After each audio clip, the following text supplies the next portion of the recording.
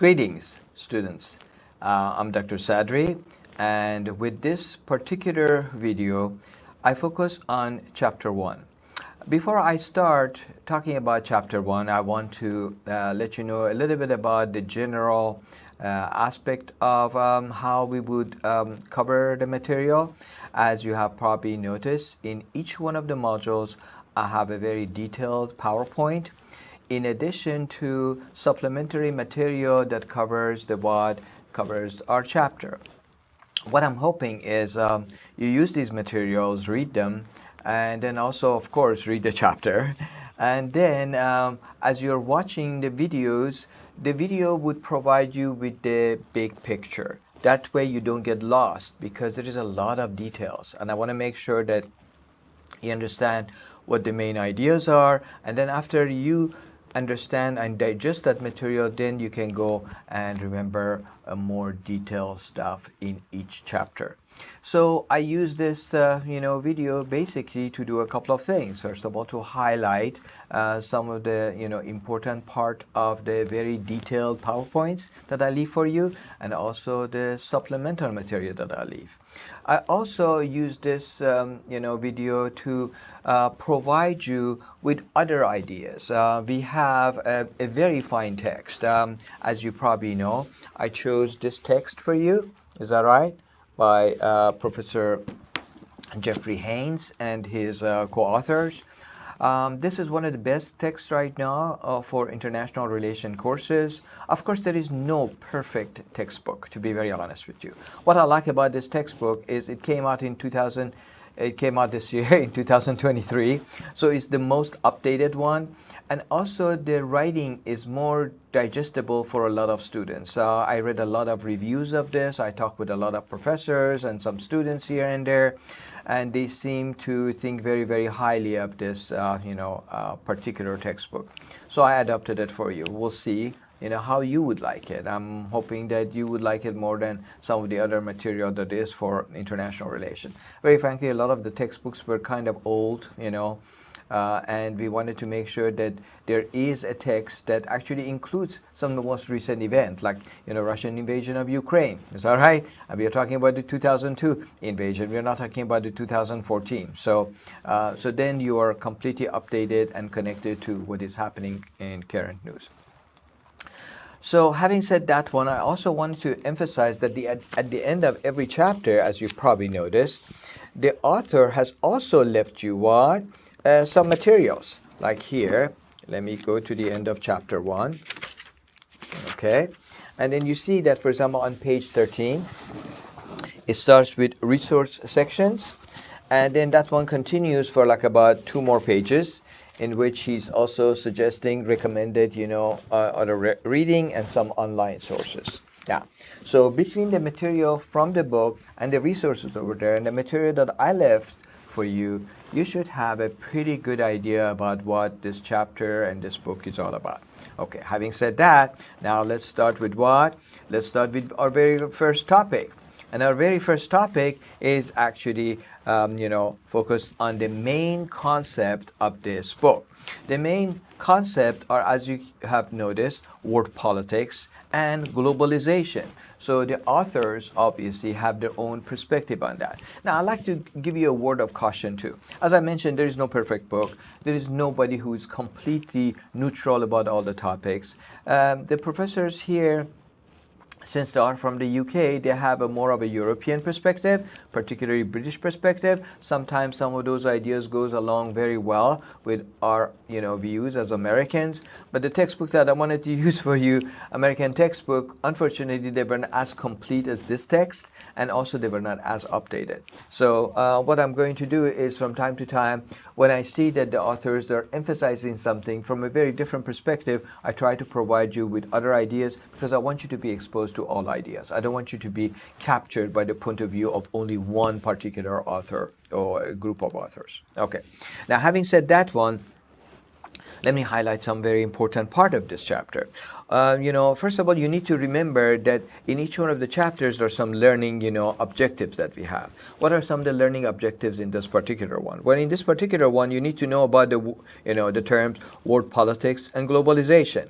Also, you need to know about how world politics and the post-Cold War era, they kind of interact with each other. And also, you need to know what does really world politics mean, okay? And of course, in addition to that, you need to know how globalization, which is one of the key words that your authors are using, is connected and affects the world politics. All right, having said that, now let's look at some of the topics that not only the chapter is emphasizing, but also what the supplementary material and the PowerPoints. The very first one is the whole notion of the post-Cold War globalization and the world politics. Okay, what does all that means? Well, one of the things that you need to remember about this text is the perspective of the authors is more historical. This is very different from what some other professors do. But I think that was one of the things that I noticed that a lot of students seem to like it. You know, in their reviews, they said, oh, I really like the fact that, in this textbook, they were looking at it historically so I could follow and it was easier for me to, understand the material. Well, that's good. Okay. Then the other thing you need to know about this is the terminology. The professors, they use the word politics. Okay, the term world politics has been interchangeably used with other similar words like global politics. Some people even put the term international politics. Some people say international relations. So what is this? Well, these four terms have been used interchangeably. As you know, the title of a course is International Relation. You might say, wait a minute, if it's international relation, why are we studying world politics? Because many of these concepts are what? Interchangeably used. However, there are some differences, okay? One of the things that I want you to understand is what is really the definition of world politics. In that regard, as you noticed, in my detailed PowerPoint, I actually put a definition based on a think tank, Carnegie Council, think tanks, definition. So I'm not going to repeat it. I want to make sure that you go over there and what you use it and you take a look at it. So that would be the general definition that we would use in this regard. Now, let's talk about some other topics associated with this. One of the other one is, again, the relationship between world politics and international relation. As I mentioned, the two terms have been what? Used interchangeably. But in reality, world politics is really referring to understanding how the international actors, is that right? Like states, organizations, and others, they interact with each other for what purpose and to what end, and how their activities affect what? Humans, people, all around the world. All right. So having said that one, then you might say, well, then what is international relation? Well, international relation is a discipline, okay? It's a field that studies those type of activities. And, in that regard, you might say, or according, if you might want to take the author's perspective, author believes that world politics in that regard is a much more general term, and international relation, which is dealing with only the discipline aspect of that, is more specific. Okay, that's one way to look at it. It's not the only way, but that's one way of looking at it. Now, I want to make sure that you understand exactly point of views of the author, because in our quizzes and exams, if a question starts by saying something like, according to our textbook, authors, is that right? Blah, blah, blah, blah, then you cannot add your own background information about international relation or the stuff that I talk about. So you need to read the questions very carefully. If it says, are authors or textbook authors, you need to remember exactly what the textbook author says. If it says something like, according to the, your instructor, that would be me, is that right? What is the material? Then you need to remember these video lectures and the material that I put for you. So then that way you can answer the question what more properly. All right. So I'm saying these things just to make sure that the material is actually helping you. All right. Not to increase your work, but to decrease your work. All right. One of the other things that the chapter, as you notice, is focusing on is the origin of globalization, because that's one of the other concepts. Is that right? Oh, it sees the origin of globalization going back to 17th and 18th century. Well, what is the importance of that? It goes actually really back to 15th century, to be honest with you. Okay, and that's the period that the European, basically colonial and imperialism, period starts. This is basically when, the Europeans little by little stopped, fighting one another within the continent of Europe, as you can see right there. Is that right? And they started expanding around the world in what nowadays we call global south. What is the global south? It was basically Asia, is that right? Africa, and of course what? Latin America. All right. So how did that one happen historically? But we can say that in that regard, a very important treaty was the Peace Treaty of Westphalia, which was signed in 1648. Now, there are not too many names and dates that I want you to remember, but there are some very, very important ones. This is an important one, okay? What happened with this peace treaty? Well, with this peace treaty, basically the European states, they decided, you know what? Let's stop all these nonsense about all these religious wars we had and then focus on other things. So basically the Treaty of Westphalia was the beginning of establishing nation states, because the religious wars between simply Protestants and Catholics started ending, and it really ended by what? 1710. So then what are some of the other important things you need to know? You also need to know that the American Revolution of 1776 and the French Revolution of 1789 were very, very important. Important in terms of what? Important in terms of spreading the ideas of nationalism, okay? The ideas of freedom. These are very, very powerful ideas. Why? Because remember, when it happened in the U.S., well, we were basically a British colony. Is that right? So we tried to get out of the colonial situation we were at.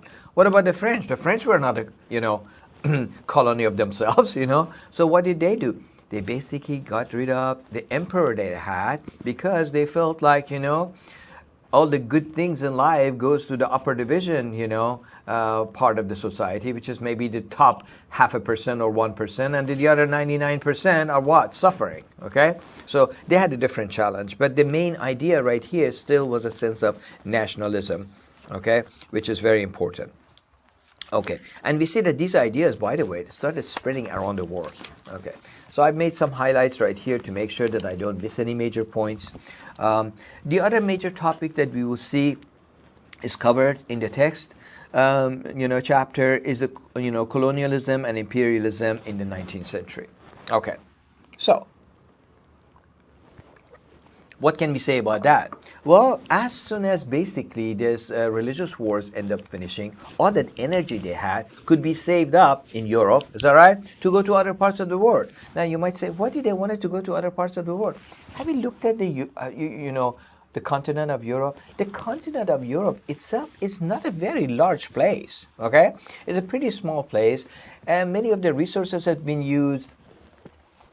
And, they needed for what? Your textbook, authors, they keep talking about national greatness. These European powers are going all around the world, Asia, Africa, Middle East, Latin America, etc. Is that right? They go after greatness. Yes, greatness was a part of it, but to be very honest with you, they were actually looking for what? They were looking for resources, okay? Like, for example, when the Dutch, they went to Asia and they captured places like Indonesia and everything, because the spice trade was coming from there. You know what I mean? And then when, for example, the Spaniards and the Portuguese, they went all over Latin America. Is that right? What do they want? They want gold, silver, other valuable things, okay? And of course, they brought, some other products with them all the way to what? All the way to Europe. Okay, so we can say, having said that one, we can say that this is very, very important, because it became the backbone, the reaction to this kind of colonialism and imperialism, from the academic world came from people like Karl Marx and Friedrich, Engels, that we're going to cover that material in later on chapters, okay? And I have lectures associated with that for you too. But I just wanted to make sure that you get, again, the big picture. Okay, another topic. And this one is about the post, World War I globalization. You might say, wait a minute, what led even to globalization, the First World War? Okay. The environment at that time, with all the competition between different European power, was in such a way that, many of these countries, they became economic nationalists. So they started imposing tariffs on others, that was affecting each other's, economy. When it's affecting economy, it was also affecting what else? It was affecting their politics, affecting the society. So with all those things happening, it was looking for a little spark, and that little spark started what? World War One, which many people, they refer to it as the Great War. In fact, when you look at the PowerPoint, you see that one of the pictures that I put over there refers to World War One, because it was the first really global war. It wasn't only in Europe. It actually happened between different actors in other parts of the world as well. There were some as well over there. Okay, now in this regard, we can say when World War One finished, it did such a damage to many of the European countries that they were not as powerful to hold on all of their colonies anymore.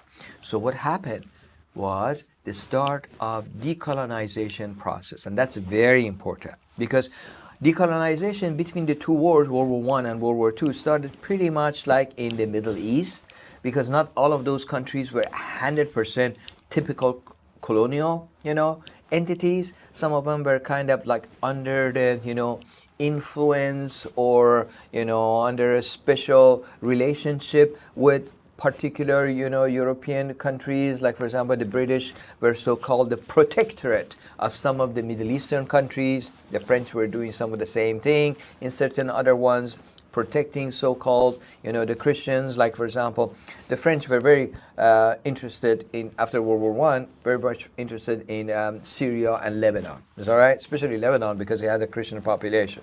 By the way, wasn't this one the same excuse that a lot of Europeans used to expand their, territory other places? They first went over there and say, oh, we want to use Christianity and spread the good word everywhere. Is that right? They don't say that, oh, I'm coming here to take all your wealth. Is that right? We're coming over there to civilize the barbarians. Of course, this is, the perspective that they presented. Nowadays we don't suggest something like that, but this is what they thought. So decolonization started in that, and then from the Middle East basically got to Asia, and then in 1950s got to Africa, and of course before that it was already in Latin America. This situation continues all the way to World War II, and then World War II happens. It was a much bigger war. It made World War One to look like nothing, because they thought most of the fighting in World War One was only in Europe. World War II, the scene was everywhere, all the way from Japan and South Pacific to Middle East, to Africa, to Asia, all over Asia, everywhere. Okay, so it was even a much bigger war. And as a result of it, when it finished, then they came up with what? They came up with the establishment of an organization called United Nations. We're going to talk about this. We're going to talk about the establishment of League of Nations after World War One, the establishment of United Nations after World War Two in the future, lectures. All right. So after World War Two, everybody thought, oh, okay, seemed like all the great powers, they came together and they got rid of what?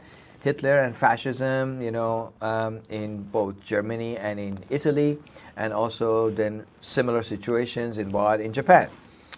But oh my goodness, here we go. Yes, they got rid of one enemy, but then they're not having some other enemy. What happened? What happened was U.S. became basically the leader of the West. Is that right? European countries that were mostly Western, countries that they were modernized, developed, economically capitalist, and they had democracy. And then USSR, or Soviet Union, became the leader of what we call the Second War. The Eastern Europe and a number of other countries that they were socialistic, and their system was, they called that one democratic centralism, but for all the practical purposes was, from our perspective, was a dictatorship. Okay, this situation continues. The two forces are facing one another all the way from the end of the end of World War II, throughout the Cold War, all the way to when in 1990, eventually the Soviet Union falls apart. And they were facing one another in every aspect you can imagine. They were facing one another ideologically, economically, politically, diplomatically, and last but not least, militarily. They became the two most significant powers on this planet with nuclear weapons. In fact, there was a time that US and USSR could have destroyed planet Earth 13 times over with the nuclear power that they had. I think if you destroy something once, you don't need to destroy it 12 more times. Is that right? But here we go. This was one of the situations. So it was a very, very tense situation. In the future chapters, don't worry, we're going to talk about more specific one. This chapter's idea is just to give you a general view. Okay. We said that, for example, there was an establishment of League of Nations after World War I. There was establishment of the United Nations after World War II. Have these organizations succeeded? Well, some people, they look at it very toughly. They say, oh, no, these organizations, they haven't succeeded. Look at all those other wars are on there. Well, these organizations are not world government, you know. This United Nations cannot tell United States of America, this is what you do. It cannot even tell Afghanistan what to do. Is that right? I mean, you know, right now, Afghanistan, after we left a couple of years ago, has been, the Taliban regime has been treating their people in a very bad way. It's a dictatorship. Is that right? And then they treat even their own women. Okay? We're not talking about foreigners. We're talking about their own people so horribly. Okay? And what can United Nations do? Nothing. All they do is just they're so worried about people dying of hunger that all United Nations is doing is providing food. And then, just as you know, relatively recently, the Afghan government has mentioned that all the women, they cannot go to work, They have to, stay at home. Guess what? A number of the staff members of United Nations who are providing food for the people that are in Afghanistan. Is that right? They're women, and they couldn't go to work, so they had to work from home. I mean, can you imagine? So we can't expect too much from international organization because they can do whatever they can do based on whatever authority they were given. They're not world government, okay? They don't have the same power as any of the states in the world, from United States of America all the way to Afghanistan itself or some others. Within our territory, our government, yes, is democratic, but it's all powerful, So within the Afghan territory, Afghanistan government is same thing in France, same thing in Djibouti, same thing in Brazil and Argentina, same thing in Australia, New Zealand. You see, so sovereignty is a very, very important factor right there. So this is something I want you to remember. One of the other topics that we should talk about is the pre-modern and the whole notion of the world politics. Okay. Your text particularly focuses a whole lot on the world politics in the 21st century is associated with the growth of Western, colonialism and imperialism from one side and spread of capitalism. Okay. To a degree, we understand. That makes sense, all right? And he talks about this whole process of Europeanization of the world. Well, to a degree, that is actually true too. But it also talks about these things starting from 15th century.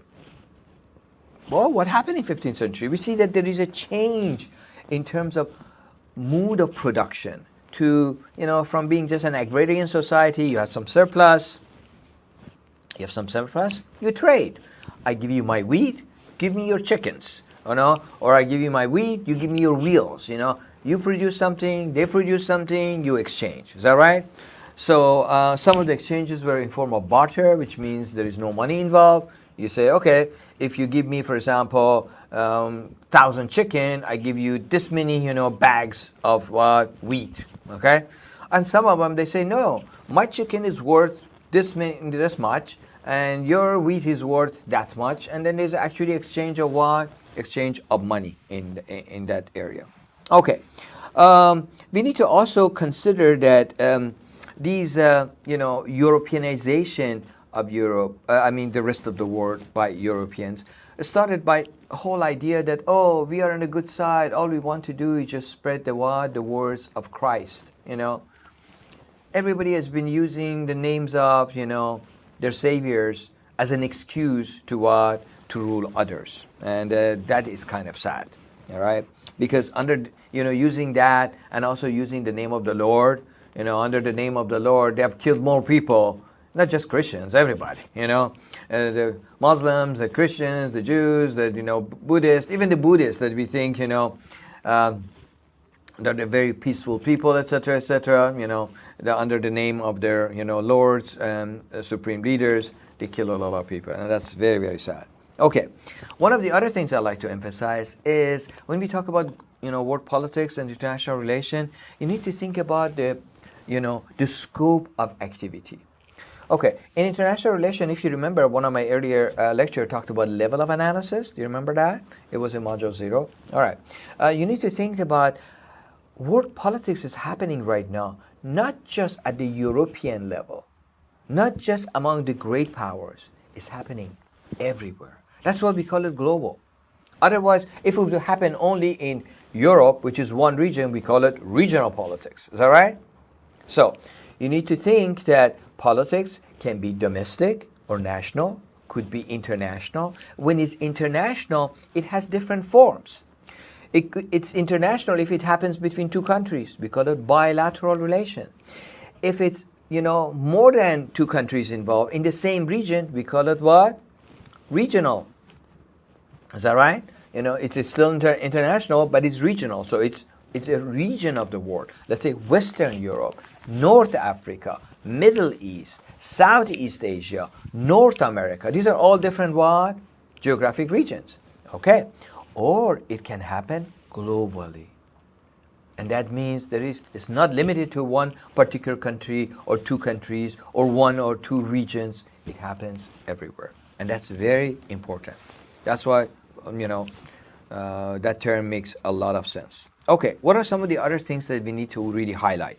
World politics before Western global domination. Okay, this is a very interesting subject because when you think about it, your authors, they basically keep going to Europe and 15th, 16th century. Very frankly, from the perspective of somebody who studied also all other regions of the world, this is very what we call Eurocentric, okay?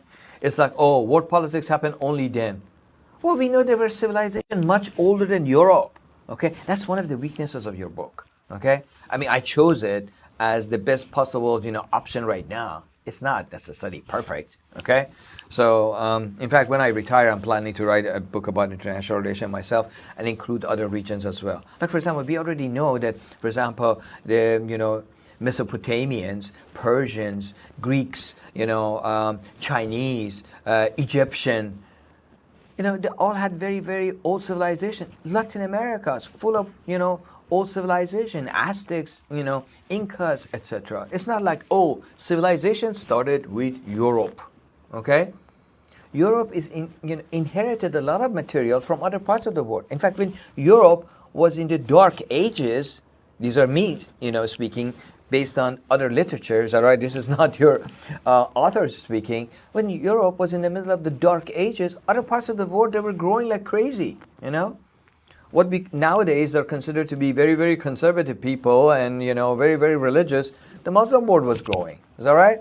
Other parts of the world, in Latin America, they were growing. Look at all those pyramids they built. When we think pyramids, we just think about Egypt. But there are pyramids all over the world. Very, very sophisticated, urban systems. But here, for example, book, we are going to see in a few minutes that it gives all of that to what? All of the credit for that to basically Europe. However, if there is a question in the quizzes, is asking about those things, and it starts by saying something like, based on the textbook, or according to the author, is that right? You need to make sure that you present what you read in the chapter. If there's a question again, it says, according to your instructor, is that right? So read the questions very carefully before you answer. All right, so we mentioned about this one, and that's very important. I noticed that, for example, the earliest period that your text covers, and it goes back in terms of European history, is like 1400s. Well, 1400s basically means 15th century. Is that right? There was nothing else happening in the world before 15th century. So 15th century suddenly started, and then here you go Europe, and then Europe obviously was like a gift to the planet. Is that right? So there are these biases in there, but and this is supposed to be the best one of the best books. Okay. What are some of the other things that we should cover? One of the other titles is Civilization, Nationalism, and World Politics. Well, here we go. One of the things they basically Europeans did, yes, they took this gold and silver from Latin America and the spices and everything else from the Middle East and the silk from, Japan and China and all those other things. What did they give them? Well, they gave them the ideas about nationalism. Be very, very proud of whoever you are. Yes, nationalism has a tendency to organize people, to stand up together, the sense of brotherhood and sisterhood. But you know what's the problem? When there is too much emphasis on nationalism, and nationalism goes berserk, it starts creating the situation of us against them. And us against them could end up becoming like Nazi Germany. Not only we should be united, and it's us against them, but we are superior to everybody else, and we should dominate everybody else. Well, what the Germans tried to do to Europe is what the European powers tried to do to the rest of the world. You see what I mean? So it should be kind of understood that these things, we have to take it with a grain of salt. Another notion that is associated, according to this topic, is the state-centric model, which means state is the main actor from that perspective based on the European way of looking at it. Well, that one is actually very true, because there were other players around the world, like they were not necessarily a nation states all over Asia and Africa, where many of these forces they went to colonize. There were tribal societies. There was not a state. Some of them, they had empires, like the Empire of Mali and empires in the Middle East and North Africa and empires in Asia, but not everywhere. Okay, so what can we say about this text and one of the ideas that is communicating with you under the topic Europeanization of the world? Your authors are very, very clear that they think no matter what Europe took from the rest of the world, it gave them at least 5 major things. What are these 5 things? Number 1, Christianity. Okay. Number 2, the notion of urbanization. Number 3, Western education, okay, which is also secular.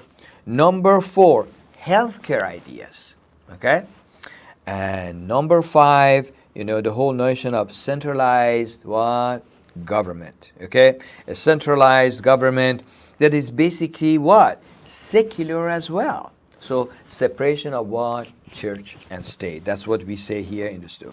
Now, how did they do that? Some of it they did with hard power. What do we mean by hard power? Military. And some of it they did with soft power. The whole notion of their economy and everything else. All right. The last major topic that is really covered in your first chapter is what they call turning the tide. What do they mean by that one? Okay.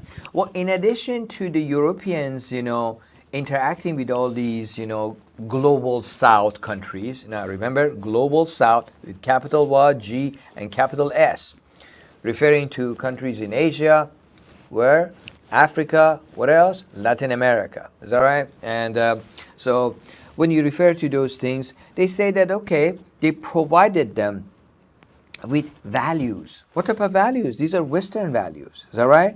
So a lot of the Europeans basically dominated the non-Europeans, and by the time when the non-Europeans they learned the whole notion of nationalism, they started thinking about, okay, if we are a nation, then these foreigners from Europe, they're not us. We should fight against them. You see what I mean? So that actually increased the tension. Pretty much like the tension was so much, so high in Europe traditionally. Why? Look at the geography of it again. Small area, lots of people, a lot of diversity over there.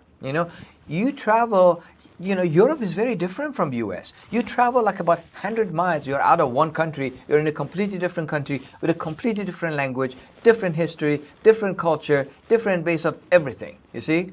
Here in the US, it takes us 2 days to drive to Texas, okay?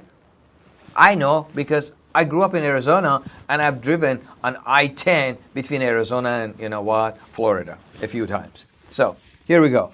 These are some of the things that I want you to know about that part. So basically when, when the Europeans, they started noticing that these global South countries are standing up to them, the tension increased, there was more conflict, and then World War I basically weakened the military power of the Europeans because they fought one another. Is that right?